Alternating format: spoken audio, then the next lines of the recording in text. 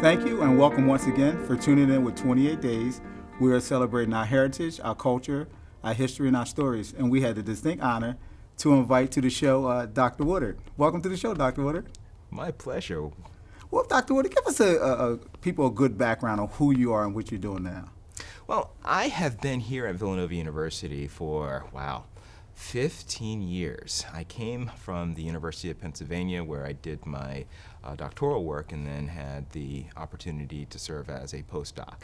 Okay. There I started research on children in the media and have kind of continued in that work, studying media effects generally. I am excited to be engaging work on new media in a variety of contexts. Okay. What cultural context did you grow up in? That's a great question. I grew up actually not too far from this campus in a small town called Glen Mills. Wow. My family moved from Delaware, and my dad accepted a position at Glen Mills Schools. Mm-hmm. It's a reform school for juvenile delinquents. And it's situated kind of in an interesting area of cornfields, apple orchards, peach orchards, really in the middle of nowhere.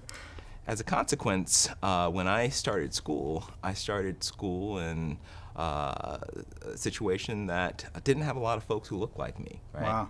Wow. I went to school, and I guess my first experience with race was just being different, right? Okay. And trying to figure out, well, what does that difference mean? And to negotiate other folks who didn't really understand my difference. I can't tell you how many times I'd ride the school bus and my mom would send me with freshly pomaded hair and folks would be like, "What's that coconut smell? You have suntan lotion on your hair?"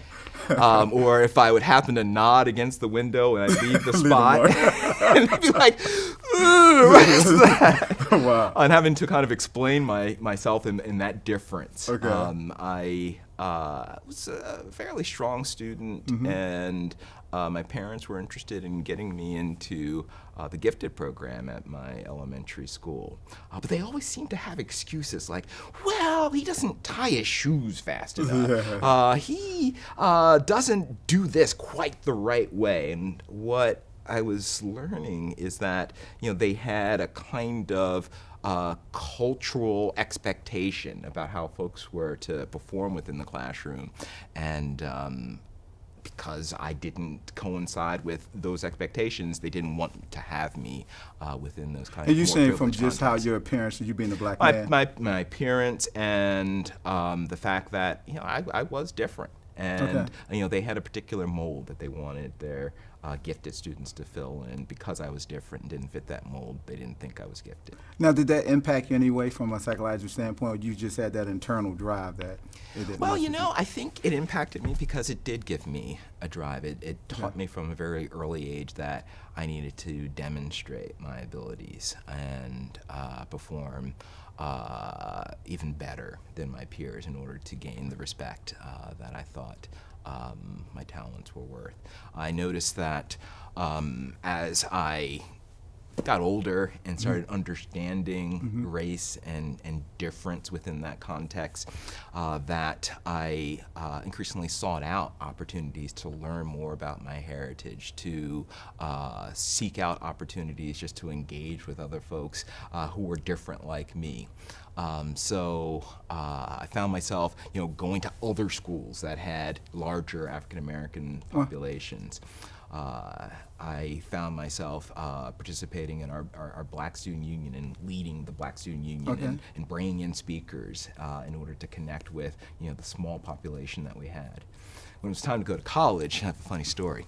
I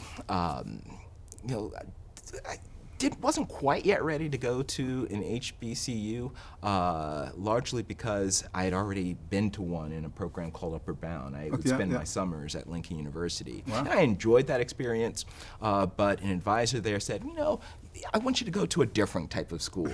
And I had applied to Penn and to NYU and to University of Richmond. And he said, the school that I really have in mind for you is the University of Virginia. Wow, And when UVA. and when I looked them up, I saw that they had this large Black student population. right? Yeah. It wasn't, we certainly weren't in the majority, but it was certainly larger than any other institution of its caliber. So I went down on a visit, and I stayed with someone who was a part of Kappa Alpha Psi. Okay. And it happened to be the weekend of the Kappa Cabaret. Let me tell you, it blew my mind. Ultimately didn't pledge, but Okay. this experience with other folks like me, dressed in formal attire, having a great time, a diversity of people in all different hues was just exhilarating. And I decided to go ahead and enjoy that experience. And I had asked on my application, all right, when you put me in a dorm, just let me have an African-American roommate. Okay. Right? In summary, I know you're doing some research as we wrap up. Give people a background on some of the research you're working on. I currently am working on a number of projects. The project that I think is most interesting to me is an engagement with social media and using social media as a tool to estimate audiences. Wow. In traditional audience analysis, we use things like people meteors and diaries in order to engage audience experiences with particular media content. Increasingly, though, through the power of social media, we can get far better estimates of audience experiences by just following how they follow various media products.